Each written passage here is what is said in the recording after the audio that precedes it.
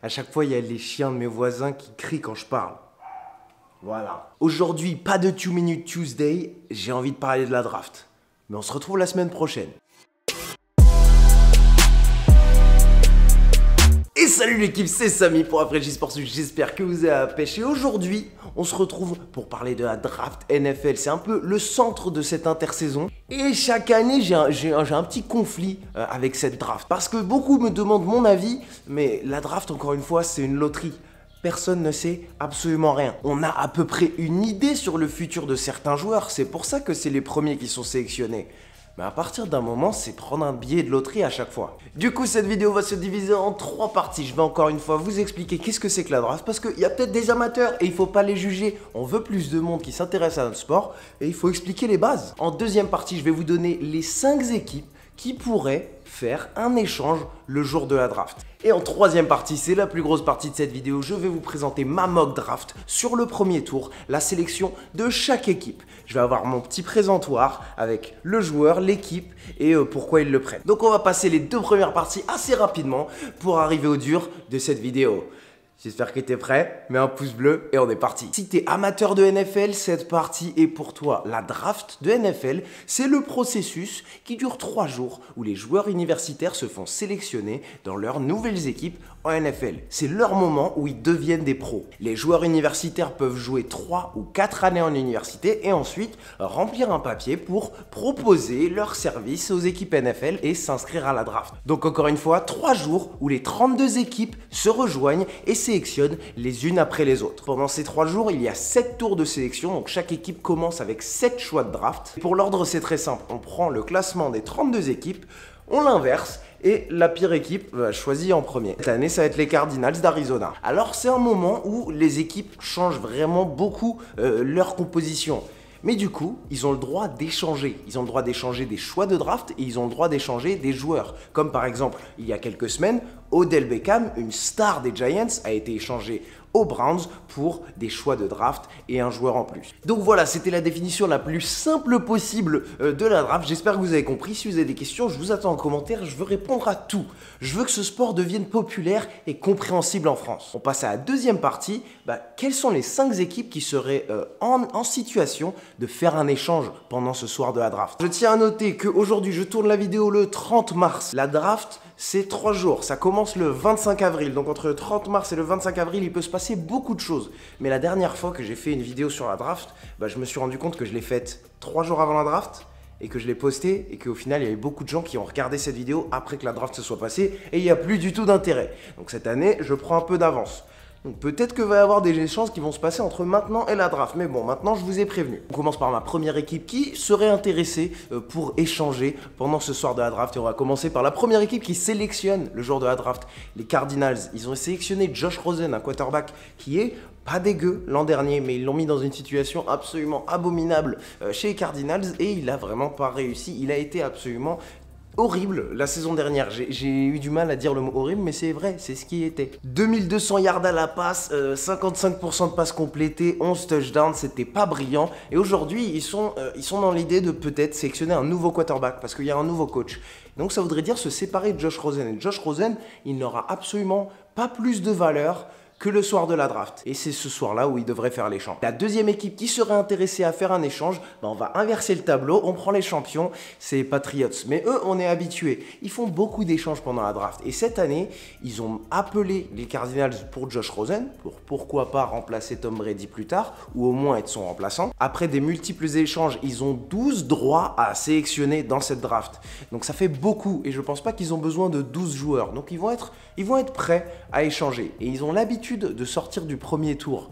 Donc, je les mets comme candidat. On passe au troisième. Cette fois-ci, je vais vous parler des Eagles, mon équipe favorite. Alors, le manager des Eagles, Howie Roseman, chaque année, qu'est-ce qu'il fait? Il s'arrange pour recruter des vétérans pour remplir les besoins de l'équipe. Comme ça, on arrive à la draft, les Eagles arrivent à la draft sans avoir un besoin en particulier d'une position en particulier. Du coup, il a fait venir Jordan Howard des Bears. C'est pas le meilleur running back de la ligue, mais ça remplit un besoin. On a toujours besoin d'un running back, mais on est moins désespéré. Du coup, j'ai pas peur de voir les Eagles sortir du premier tour, récupère plus de choix dans le deuxième ou troisième tour pour avoir plus de tickets de loterie. Ma quatrième équipe pour faire un échange le soir de la draft, c'est les Jets. Les Jets sont le troisième choix de la draft et ils sont en train de construire leur équipe autour de Sam Darnold. Et selon le joueur qui est disponible au choix numéro 3, il pourrait peut-être faire un échange si le joueur plaît à beaucoup de monde. Si jamais Nick Bosa, le petit frère de Joey Bosa, arrive disponible à la troisième place, je pense que les Jets vont penser à le sélectionner ou alors vont penser à écouter les coups de fil. Parce qu'il y a beaucoup d'équipes qui seront prêtes à donner beaucoup de choses pour ce joueur. Et la dernière équipe qui va sûrement faire des échanges pendant cette soirée de la draft ou même avant, les Raiders qui ont 3 choix dans le premier tour de la draft et ils n'ont pas peur de faire du bruit. Je pense qu'ils vont garder le choix du haut du tableau qu'ils ont, ils vont sûrement sélectionner le remplaçant de Khalil Mack parce qu'ils en ont terriblement besoin, mais ensuite ils ont 2 choix au milieu de la draft et s'ils ne sont pas convaincus par une star, je pense que c'est bien pour eux d'échanger parce qu'ils ont toute une équipe à reconstruire. Maintenant, on va passer à la plus grande partie de cette vidéo, ma mock draft. Une mock draft, c'est ce que vous voyez dans tous les médias. C'est des analystes comme moi qui font leur essai et qui vont faire une simulation de la draft selon ce qu'ils pensent. Je vais vraiment du côté des managers, ce que je pense qu'ils vont faire. Je ne suis pas forcément d'accord avec ces choix. Et on est parti. Avec le tout premier choix de la draft, les Cardinals d'Arizona vont sélectionner Kyler Murray, le quarterback d'Oklahoma qui vient de gagner le trophée de Heisman. Le nouveau coach Cliff Kingsbury des Cardinals a fait les louanges et a dit publiquement qu'il adorait Kyler Murray. J'ai du mal à voir les Cardinals prendre quelqu'un d'autre qu'un quarterback à cette position parce qu'ils ont vraiment coupé les points avec Josh Rosen. J'aurais peut-être pas pris Kyler Murray, j'aurais peut-être fait un échange. Je vais pas vous dire à chaque fois ce que j'aurais fait parce que sinon cette vidéo elle va durer 20 minutes. Les 49ers sélectionneront Quinnen Williams, le defensive tackle d'Alabama. Et c'est là où les 49ers hésitent entre Bosa ou Quinnen Williams. Ils viennent de récupérer le defensive end Dee Ford de Kansas City qui va être cette menace à l'extérieur. Et ils voient les Rams avec Aaron Donald qui ont un petit peu changé la ligue et ils espèrent sélectionner ce Aaron Donald avec Quinnen Williams. Je pense qu'ils vont sélectionner un défenseur de la ligne à l'intérieur. On passe aux Jets. Du coup, dans cette mock draft, je ne vais pas faire d'échange. C'est trop dur à prévoir les échanges. Je pense que les Jets restent à cette position et sélectionnent le meilleur joueur de la draft, Nick Bosa. Les Jets auront l'an prochain une attaque encore meilleure. Ils vont mettre beaucoup plus de points et du coup, ça veut dire qu'ils vont forcer les équipes d'en face à passer le ballon un peu plus. C'est là où Nick Bosa sera utile. Avec le 4e choix de la draft, les Raiders sélectionnent le remplaçant de Khalil Mack, Josh Allen. Alors, je ne pense pas qu'il sera aussi bon que Khalil Mack et c'est facile de faire ce pari parce qu'il n'y en a pas 36 qui sont aussi bons que Khalil Mack en sortant de la draft. Et John Gruden est obligé de sélectionner quelqu'un sur la ligne défensive. Ils étaient de loin la pire ligne défensive de toute la NFL. Et on se demande pourquoi. Dans le top 5, on continue avec un défenseur et Tampa Bay vont sélectionner le remplaçant de Kwon Alexander, Devin White, le linebacker d'LSU. Un linebacker ultra rapide parce que Tampa Bay voit qu'ils ont perdu leur leader en défense et ils voient qu'ils doivent se taper 2 fois par saison Alvin Kamara, Christian McCaffrey et Devontae Freeman. C'est parfait pour ce dont ils ont besoin. On sort du top 5 et on continue. Numéro 6, un choix très important. Les Giants vont sélectionner le remplaçant d'Eli Manning, Dwayne Haskins, le quarterback d'Ohio State. Je vous le dis tout de suite parce qu'en dernier, j'ai un peu caché en qui j'avais confiance et en qui j'avais pas confiance. Je ne suis pas sûr d'être convaincu par Dwayne Haskins. Et si j'étais les Giants, je serais plus chaud d'aller chercher Josh Rosen, je serais plus chaud de descendre dans la draft, je serais plus chaud de chercher une autre option que Dwayne Haskins. Mais ça, c'est mon avis personnel après avoir regardé Haskins jouer. Après, le futur dira si j'ai raison ou tort. Je croyais que les Lakers allaient en playoff cette année, moi. Au choix d'après, les Jacksonville Jaguars sont très contents de voir qu'ils vont pouvoir remplacer Malik Jackson par un prospect qui va être encore meilleur, Ed Oliver, le defensive tackle de Houston. Ed Oliver qui vient d'avoir un Pro Day absolument génial.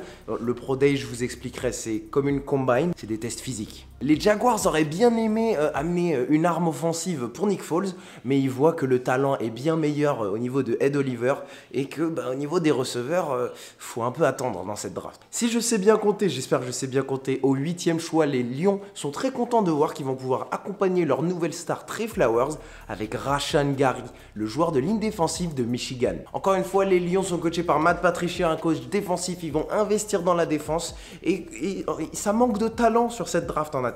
Ou en tout cas, le talent défensif est vraiment meilleur. Avec le 9e choix de la draft, les Bills continuent le projet Josh Allen. Ils croient en lui et ils lui apportent Jawan Taylor, le tackle, pour le protéger et pour continuer à améliorer la course. Parce qu'il y a Frank Gore et LeSean McCoy qui ont besoin de blocs. Parce qu'ils ont 200 ans tous les deux. On continue ma mock draft. N'oubliez pas dans les commentaires de me dire si vous êtes d'accord ou pas d'accord avec les Broncos. Qui ont vraiment envie d'aider Joe Flacco et de montrer que en attaque ça va bien se passer. Ils sont à ça de sélectionner un receveur ou un tight end. Mais le talent en défense est trop fort. Ils sélectionnent Devin Bush, le linebacker de Michigan. Parce qu'il y a tellement d'attaques excellentes dans cette division. Ils voient les Chiefs, ils voient les Chargers et ils voient que les Raiders sont en train un peu de se réarmer, ils ont besoin de défense. Von Miller et toute la clique, c'est déjà excellent. Mais il ne faut pas hésiter à rajouter un bon linebacker. On passe aux Bengals qui sélectionnent un de mes prospects préférés, Christian Wilkins. Avec le defensive tackle de Clemson, les Bengals sont incertains en attaque et ils veulent se renforcer contre la course dans une division où les Steelers ont perdu une arme à l'extérieur et les Ravens sont l'équipe qui court le ballon le plus de toute la ligue. Ils essayent de stopper la course et Christian Wilkins, il sait faire ça. Avec leur premier choix dans la draft, les Packers sélectionnent Andre Dillard. Le projet là, c'est de protéger Aaron Rodgers au maximum pour essayer de tirer 5 années de plus de lui. Parce que le pauvre, il est à une blessure de la fin de carrière. Et juste après, les Dolphins sont très contents de voir que Drew Lock est encore disponible. Et c'est le moment pour eux de sélectionner un quarterback. Ils ont Ryan Fitzpatrick qui est le quarterback d'excellence pour faire un pont, pour faire une liaison. Donc ils vont avoir Drew Lock qui va arriver, qui n'est pas prêt à jouer aujourd'hui. Et Ryan Fitzpatrick qui va être son mentor. C'est une bonne idée. Après, je ne suis pas forcément convaincu par Drew Lock. Et ensuite, les Falcons ont envie d'améliorer leur défense, mais ils voient qu'ils étaient 4e à la passe l'an dernier et 20e en sacs encaissés. En améliorant la ligne, ils essaient de retrouver la première place à la passe dans toute la ligue. Ils sélectionnent Jonah Williams, l'offensive tackle d'Alabama. Par la suite, tout comme les Dolphins avaient besoin d'un quarterback, les Redskins sont à la recherche de leur futur et ils sélectionnent Daniel Jones, le quarterback de Duke. Il a la taille, il est coachable, il a tout pour lui. J'espère que les Redskins vont nous le mettre dans une bonne situation pour gagner. Et ça passe par la course. Et c'est peut-être pour ça qu'ils ont ramené Adrian Peterson encore une année. Ensuite, c'est au tour des Panthers de Carolina de sélectionner. Et il y a un très bon joueur qui est tombé à cause d'une condition au cœur, d'une petite maladie au cœur, mais qu'il avait pendant toute sa vie. Et je pense que les Panthers ne veulent pas passer à côté du talent de Montez Sweat, le defensive end de Mississippi State. L'année dernière, la défense des Panthers était 18e contre la passe et 27e en sacs infligés. C'est pas génial. Et on continue cette draft avec le 2e choix des Giants, où ils ont envie, encore une fois, d'améliorer leur attaque. Et je pense que c'est un choix très bon de leur part. En 2e choix, ils vont sélectionner Cody Ford, l'offensive tackle, qui va continuer à protéger Eli Manning parce qu'il a passé beaucoup de temps au sol l'an dernier. Il sera dans leur projet futur avec Dwayne Haskins si Dwayne Haskins fait bien le taf. Et il protégera Saquon Barkley et il continuera à creuser les routes pour Saquon Barkley dans le futur. Je pense qu'ils ont besoin d'aide en ligne offensive et que ce 2e choix de la draft, ça sera pour sélectionner un joueur de cette position. Et juste après, une équipe qui a aussi besoin de ligne offensive pour protéger leurs plus gros investissements depuis plusieurs années, les Vikings ont sélectionné Caleb McGarry, le offensive tackle de Washington. Le plus important, c'est que Kirk Cousins ne se blesse pas. Même s'il n'est pas génial, c'est trop d'investissement. Je pense que les Vikings vont vous surprendre l'an prochain. Dites-moi dans les commentaires si vous voulez une petite vidéo très rapide, les 2 équipes qui vont vous surprendre l'an prochain. Parce qu'il y en a chaque année. On retourne du côté de l'AFC et c'est aux Titans de sélectionner. Et les Titans, un peu comme les Lions, ils ont un coach qui vient de chez Bill Belichick. Ils ont un coach défensif avec Mike Vrabel. Ils ont une très bonne défense et ils continuent à bosser dessus en sélectionnant Jonathan Simmons, le defensive tackle. Ils étaient 19e contre la course l'an dernier et Mike Vrabel, il comprend. Il faut aller taper Andrew Luck pour gagner cette division. C'était Jeffrey Simmons, pardon. Depuis la dernière vidéo où j'ai dit que Alan Foster et Dimo c'était la même personne, c'est n'importe quoi. Après toute cette draft, les Steelers sont absolument contents de voir que le meilleur tight end de la draft, TJ Hawkinson, j'espère que je le dis bien, de Iowa est encore disponible. Donc ils foncent au podium, ils le sélectionnent parce que c'est un excellent bloqueur. Il va aider James Conner dans le jeu de course et c'est un excellent joueur à la passe. Et ils vont tout faire pour que Big Ben soit dans la meilleure situation pour que ses stats ne baissent pas après la perte de Antonio Brown. Et je pense que s'ils ajoutent Hawkinson, Big Ben va avoir une bonne saison. Dans la même division que les Rams, c'est autour des Seahawks. Et les Seahawks voient que défensivement sur la ligne, c'est pas génial. Et il faut qu'ils s'améliorent. Ils ont re-signé Frank Clark, c'est cool, mais c'est seulement un franchise tag. Ça se trouve, l'an prochain, il est parti. Donc ils décident de sélectionner un joueur qui vient de gagner le titre avec Clemson, Clelin Ferrell, le defensive end. Et avec Frank Clark de l'autre côté, ils espèrent mettre la pression à Jared Goff et aux Rams par la même occasion. Avec le premier tight end de Iowa qui part chez les Steelers, on a Noah Fant, le deuxième qui part chez les rivaux, chez les Ravens. Alors les Ravens voient qu'ils ont besoin d'apporter de l'aide à Lamar Jackson, mais un receveur au premier tour, déjà ils n'ont pas bien drafté les receveurs au premier tour depuis un long moment. Donc ils sélectionnent Noah Fant qui va aider au jeu de course et aussi à la passe. Parce que pour un jeune quarterback, avoir un bon tight end sur qui ils peuvent compter, c'est vraiment hyper important. Et on l'a vu avec Carson Wentz et Zach Ertz, on l'a vu avec Kittle aux 49ers. Année après année, un tight end pour un jeune quarterback, c'est génial. Les Texans de Houston se retrouvent à sélectionner DeAndre Baker. Ils auraient bien aimé continuer à améliorer la ligne offensive pour Deshaun Watson, mais il se trouve que l'arrière défensif est vraiment faible et ils ont perdu Tyrann Mathieu. Et là, ça devient intéressant. Les Raiders sélectionnent leur deuxième joueur et ils décident de faire du bruit parce que ce qu'ils font, les Raiders, faire du bruit, remplir le stade, de l'excitation. Ils ont Antonio Brown et ils sélectionnent son cousin Marquise Brown au poste de receveur pour avoir deux Brown au poste de receveur pour Derek Carr. Pourquoi? Parce qu'il faut occuper les fans, il faut créer de l'excitation pendant qu'ils sont en train de déménager à Las Vegas. Et John Gruden a envie de mettre Derek Carr dans la meilleure situation pour réussir. Parce que s'il ne réussit pas, il n'a pas peur de changer de quarterback. Ensuite, c'est au tour de mon équipe, c'est aux Eagles de sélectionner. Et sur toutes les mock drafts, je vous mets une photo. Tout le monde dit qu'on va sélectionner Josh Jacobs d'Alabama. Non, on vient de recruter Jordan Howard. Non. Encore une fois, les Eagles, ils ne sélectionnent jamais un joueur pour le besoin de l'équipe. Les Eagles, ils vont sélectionner un defensive tackle pour être remplaçant de Fletcher Cox parce que cette ligne défensive est excellente. Ce sera la meilleure ligne défensive de toute la ligue, mais ils ont besoin d'un peu de sang neuf. Avec ce choix, les Eagles sélectionnent Dexter Lawrence, l'énorme defensive tackle de Clemson, qui va rafraîchir cette ligne défensive et qui, quand on aura besoin de sortir un Brandon Graham, quand on aura besoin d'arrêter la course au premier down, il sera là. Ensuite, c'est au tour des Colts et ils vont sélectionner Riley Ridley. Et ils sont à ça de sélectionner DK Metcalf, mais ils vont prendre un autre receveur, Riley Ridley, parce que DK Metcalf, c'est quelqu'un qui va vraiment chercher la profondeur et ils ont déjà ça avec T.Y. Hilton. Ils essaient de chercher un profil un peu plus complémentaire avec Riley Ridley. Les Raiders ont maintenant leur troisième choix et je pense qu'ils vont peut-être s'en séparer. Mais bon, je vais le sélectionner, c'est ma mock draft. Et je pense que cette fois-ci, ils vont sélectionner Josh Jacobs parce que c'est incertain pour le futur de Marshawn Lynch. On ne sait pas s'il va revenir. Et il y a besoin d'un futur au poste de running back. Et c'est pas Doug Martin, c'est pas Marshawn Lynch. Ça pourrait être Josh Jacobs. À Los Angeles, les Chargers ont abandonné le projet Jason Verrett parce qu'il était trop souvent blessé. Il est bourré de talent, mais il est trop souvent blessé. Et ils décident de sélectionner un cornerback. Ils sélectionnent Byron Murphy, le cornerback de Washington. Parce que pour eux aussi, il faut ralentir Antonio Brown, Tyreek Hill. Il y a du monde à arrêter. Pour les Chargers, c'est qu'il faut rafraîchir cette arrière défensive.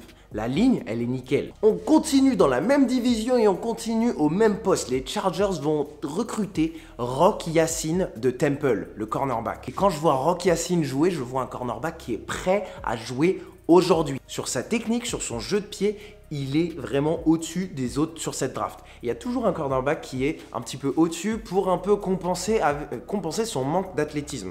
C'est un peu ce que je vois avec Rock Ya-Sin. Avec le deuxième choix de ce premier tour de draft, les Packers font tomber un des noms les plus populaires. Et je sais que derrière votre écran, vous attendiez, vous disiez Où est DK Metcalf? Et c'est le moment pour les Packers d'apporter une nouvelle arme à Aaron Rodgers. Par la suite, les Rams ont besoin d'améliorer leur ligne défensive et en particulier sur l'extérieur. Et ils sélectionnent Josiah Polite. Le defensive end de Florida apporte son physique qui est prêt à jouer en NFL avec un petit manque de technique. Et pour finir cette draft, les champions, les Patriots, vont prendre un besoin, le trou que Trey Flowers a laissé et le remplir. Il sélectionne Brian Burns, le defensive end de Florida State. Bill Belichick, il adore sélectionner des joueurs de ligne pendant ses drafts. Il n'est pas très bon à drafter des receveurs. Il prend des joueurs de ligne, il les développe et il les laisse partir quand ils demandent trop d'argent.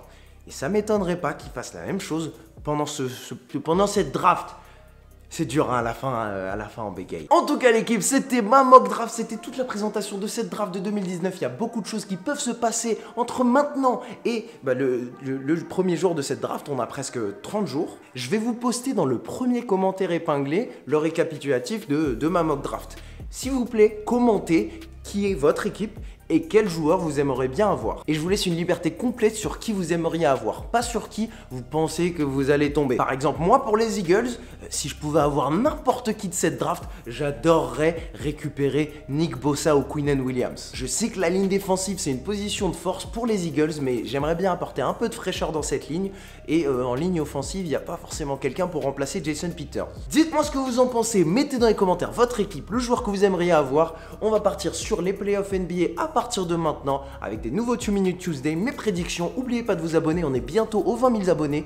Donc faites-moi plaisir, partagez cette vidéo à quelqu'un qui découvre la draft et qui aimerait en savoir plus.